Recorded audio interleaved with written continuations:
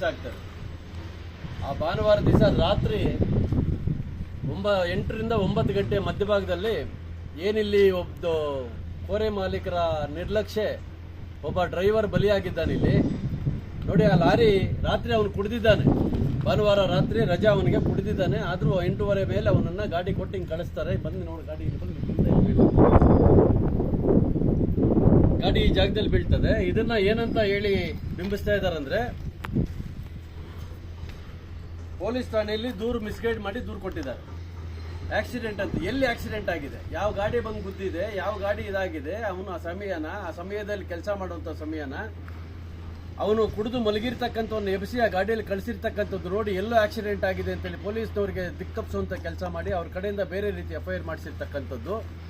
ಇವತ್ತು ಅವನು ಹೊರ ರಾಜ್ಯದವನು ಅನ್ನೋಂಥ ಕಾರಣಕ್ಕೆ ಇಲ್ಲಿ ಸ್ಥಳೀಯರು ಅವರಿಗೆ ಏನೋ ಒಂದಷ್ಟು ಕಾಂಪನ್ಸೇಷನ್ ಕೊಡ್ತೀವಿ ಅನ್ನೋ ರೀತಿಯಲ್ಲಿ ಏನೋ ಮಾತಾಡಿದ, ಅದಕ್ಕೆ ಮಾಹಿತಿ ಇಲ್ಲ. ನಾವು ಪೊಲೀಸರು ದೂರು ಕೊಟ್ಟಿದ್ದೀವಿ ಇವತ್ತು. ಆ ಮಾಹಿತಿ ಆ ರೀತಿ ಹರಿದಾಡ್ತಾ ಇದೆ. ಏನೇ ಆದ್ರೂ ಮೈನ್ಸ್ ಅಂಡ್ ಜಿಯಾಲಜಿಸ್ಟಲ್ಲಿ ಏನು ಟೈಮಿಂಗ್ಸ್ ಇದೆ, ಕೋರೆ ಸಮಯ, ಯಾವ ಸಮಯದಲ್ಲಿ ಕೆಲಸ ಮಾಡಬೇಕು, ಯಾವ ಸಮಯದಲ್ಲಿ ಕೆಲಸ ಮಾಡಬಾರ್ದು ಅಂತ ರಿಸ್ಟ್ರಿಕ್ಷನ್ಸ್ ಇರ್ತದೆ. ಅದನ್ನ ಎಲ್ಲ ಗಾಳಿಗೆ ತೂರಿ ರಾತ್ರಿ ಹಗಲು ಕೊರಿಯುವಂಥದ್ದು ಎಲ್ಲಿ ಯಾವತ್ತೂ ಏನು ಟೈಮಿಂಗೇ ಇರಲ್ಲ. ಏನೋ ರಸ್ತೆ ಪಕ್ಕದಲ್ಲಿ ಇದ್ರೆ ಇದಕ್ಕೆ ಕೊರೆದ್ರೆ, ಇದನ್ನು ಬ್ಲಾಸ್ಟ್ ಮಾಡಿದ್ರೆ ಗಾಡಿಗಳ ಮೇಲೆ ಬೀಳ್ತದ ಅನ್ನೋಂಥ ಕಾರಣಕ್ಕೆ ಅವರೊಂದಷ್ಟು ನಿಯಮಗಳು ಪಾಲನೆ ಮಾಡಬಹುದು. ಬಿಟ್ರೆ ಹಿಂಗೆ ಒಳಗಡೆಗೆ ಇರತಕ್ಕಂಥವ್ರು ಸಮಯನೇ ಇಲ್ಲ ಇವರಿಗೆ. ಡೇ ಅಂಡ್ ನೈಟ್, ರಾತ್ರಿ ಹಗಲೇ ರಾತ್ರಿ, ಯಾವುದೇ ಕಾರಣಕ್ಕೂ ಕೆಲಸ ನಿಲ್ಲೋಂಗೇ ಇಲ್ಲ. ಇಲ್ಲಿ ಕೆಲಸ ನಿಂತಿರ್ತಕ್ಕಂಥದ್ದು 2 ದಿನ. ಭಾನುವಾರ ಇನ್ಸಿಡೆಂಟ್ ಆಗ್ತದೆ, ಸೋಮವಾರ ಮಂಗಳವಾರ 2 ದಿವಸ ಕೆಲಸ ನಿಲ್ತದೆ. ಅಷ್ಟು ಬಿಟ್ಟರೆ ತಿರುಗಿ ಕೆಲಸ ನಡೀತಾನೆ ಇರ್ತದೆ. ಹಾಗಾಗಿ ಇಲ್ಲಿ ಏನು ಈ ಹೊರ ರಾಜ್ಯದ ಒಬ್ಬ ಮೃತ ಚಾಲಕನ ಪರವಾಗಿ ಇವತ್ತು ನಮಗೆ ಬಂದಂತ ಮಾಹಿತಿ ಆಕ್ಸಿಡೆಂಟ್ ಅಲ್ಲ, ಇದು ಏನು ಕೋರೆ ಮಾಲೀಕರ ಮಾಡಿರ್ತಕ್ಕಂಥ ಒಂದು ಧೋರಣೆಯಿಂದ ಆಗಿರತಕ್ಕಂಥ ಇನ್ಸಿಡೆಂಟು. ಕೋರೆ ಮಾಲೀಕರ ವಿರುದ್ಧವಾಗಿ ಅಥವಾ ಇಲ್ಲಿ ಮ್ಯಾನೇಜ್ಮೆಂಟ್ ಮಾಡೋರ ವಿರುದ್ಧವಾಗಿ ಕಾನೂನು ಕ್ರಮ ತಗೋಬೇಕು ಅನ್ನೋಂಥ ವಿಚಾರ ಮುಂದೆ ಇಟ್ಕೊಂಡು ಠಾಣೆಯಲ್ಲಿ ದೂರು ಕೊಟ್ಟಿದ್ದೀವಿ. ನಾವು ದೂರು ಕೊಟ್ಟು ಬಂದಿದ್ದೀವಿ. ಇಲ್ಲಿ ನೋಡಿ, ಇಲ್ಲಿ ಕಾಣ್ತೈತೆ ಎಷ್ಟು ಉದ್ದ ಇದೆ ನೋಡಿ ಗಾಡಿ ಬಿದ್ದಿರ್ತಕ್ಕಂಥ ಪೀಸುಗಳು. ಅಂದ್ರೆ ಗಾಡಿ ಬಿದ್ದಿದೆ ತಡ, ಪೊಲೀಸ್ನವರು ಮಾಹಿತಿ ಇಲ್ಲ, ಗಾಡಿನ ಸೀಸ್ ಮಾಡಿಲ್ಲ, ಗಾಡಿ ಎಲ್ಲಿದೆ ಅಂತ ಗೊತ್ತಿಲ್ಲ. ಗಾಡಿ ಇದು ನೋಡಿ, ಆ ಗಾಡಿ ಇನ್ನೇನೂ ಕುರುಹುಗಳಿಲ್ಲ.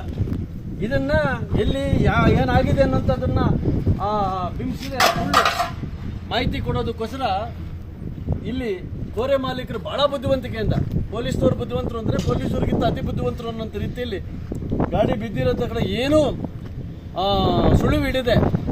ಇವ್ರು ಏನು ಹೇಳಿದ್ರು ಅದನ್ನ ಕೇಳಬೇಕು. ಯಾಕಂದ್ರೆ ನಂಬಲೇಬೇಕಿನ್ನು ಪೊಲೀಸ್ನವ್ರು. ಯಾಕಂದ್ರೆ ಅಲ್ಲಿ ಬಂದಿರ್ತಾರೆ, ಮಾಜರ್ ಮಾಡ್ತಾರೆ, ನೋಡ್ತಾರೆ ಅನ್ನೋದಾದ್ರೆ ಏನಾಯ್ತು ಅನ್ನೋದು. ಇಲ್ಲಿ ಆಕ್ಸಿಡೆಂಟ್ ಅಂತ ಹೆಂಗೆ ಆಗ್ತದೆ?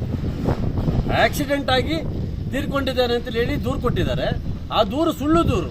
ಆದ್ರೂ ಪೊಲೀಸರು ಅದನ್ನು ಸ್ವೀಕಾರ ಮಾಡಿದ್ದಾರೆ. ನಾವು ತನಿಖೆ ಮಾಡ್ತೀವಿ ಅಂತ ಹೇಳ್ತಾರೆ. ತನಿಖೆಯಲ್ಲಿ ಯಾವ ರೀತಿ ಬರ್ತದೆ ಅಂತ ನೋಡಬೇಕು. ನಾವಿಲ್ಲಿ ಮೊದಲನೇದು ತೋರಿಸ್ತಾ ಇದ್ದೀವಿ. ಈ ಭಾಗ ಇದೇನಂಗಿದೆ, ಇದು ಏನ್ ಸೆಕ್ಯೂರಿಟಿ ಇದೆ, ಏನ್ ಸೇಫ್ಟಿ ಇದೆ ನೋಡಿ. ಗಾಡಿಗಳು ಬರೋದಕ್ಕೆ ದಸ್ತೆ ಮಾಡಿದ್ದಾರೆ. ಇದ್ರ ಪಕ್ಕದಲ್ಲಿ ಇದೆ, ಏನ್ ಸೇಫ್ಟಿ ಇದೆ? ಪೂರ್ತಿಯಾಗಿ ಏನು ಸೇಫ್ಟಿನೇ ಇಲ್ಲ. ಒಂದೇ ಗಾಡಿ ಹೋಗ್ಬೇಕು, ಒಂದೇ ಗಾಡಿ ಬರಬೇಕು. ಒಂದು ಗಾಡಿ ಇಲ್ಲದೆ ನನ್ನ ಗಾಡಿ ಬರೋಕ್ಕಾಗಲ್ಲ. ಗಿಟಾಚೆಲ್ಗೆ ಅಲ್ಲಿ ಲೋಡ್ ಮಾಡ್ತಾ ಇರ್ತಕ್ಕಂಥದ್ದು, ಅಷ್ಟೊತ್ತಲ್ಲಿ ಲೋಡ್ ಮಾಡಿಸಿರ್ತಕ್ಕಂಥದ್ದು, ಆ ಲೋಡ್ ಸಮೇತ ಈ ಕಡೆ ಬಿದ್ದಿರ್ತಕ್ಕಂಥದ್ದು.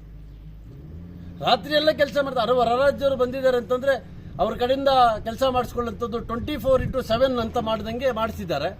ಹಾಗಾಗಿ ಆ ಮೃತ ಚಾಲಕನ ಕುಟುಂಬಕ್ಕೆ ನ್ಯಾಯ ಸಿಗಬೇಕು ಅನ್ನೋಂಥ ವಿಚಾರದಲ್ಲಿ ನಾವು ಇವತ್ತು ಅದನ್ನ ಪೊಲೀಸ್ ಠಾಣೆಗೆ ಹೋಗಿ ದೂರನೂ ಕೊಟ್ಟಿದ್ದೀವಿ. ಬಂದು ಸ್ಥಳ ಪರಿಶೀಲನೆ ಮಾಡಿದ್ವಿ. ಪೊಲೀಸ್ನವರು ಸ್ಥಳ ಪರಿಶೀಲನೆ ಮಾಡಿದ್ವಿ, ಬರ್ರಿ ಅಂತ ಕರೆದ್ವಿ. ನಾವು ಪರಿಶೀಲನೆ ಮಾಡಿದ್ದೀವಿ ಅಂತಂದ್ರು. ಅವ್ರು ಪರಿಶೀಲನೆ ಮಾಡಿರ್ತದ್ದು ಸತ್ಯ ಅನ್ನೋದಾದ್ರೆ ಈ ಸ್ಥಳ, ಯಾಕಂದ್ರೆ ಇಲ್ಲಿ ಇನ್ನೇನು ಕುರುಹುಗಳಿಲ್ಲ. ಈಗ ಸಿಕ್ಕಂತ ಒಂದು ಪ್ಲೇಟ್ ಇದು ಸಿಕ್ಕಂತ ಇದು ಒಂದು ಸ್ಕ್ರಾಪ್, ಇದನ್ನ ನೋಡಿದ್ರೆ ಗಾಡಿ ಇಲ್ಲೇ ಬಿದ್ದಿರ್ತಕ್ಕಂಥದ್ದು ಅಂತ 100% ಅಂತ ನಾವು ಆ ಜಾಗದಲ್ಲಿ ದೂರು ಕೊಟ್ಟಿದ್ದೀವಿ. ಇಲ್ಲೇ ಬಿದ್ದಿರೋದು ಅಂತ ಹೇಳಿ ದೂರು ಕೊಟ್ಟಿದ್ದೀವಿ. ಸ್ಪೆಸಿಫಿಕ್ ಪ್ಲೇಸ್ ಅಂತೇಳಿ ಹೇಳಿದ್ದೀವಿ.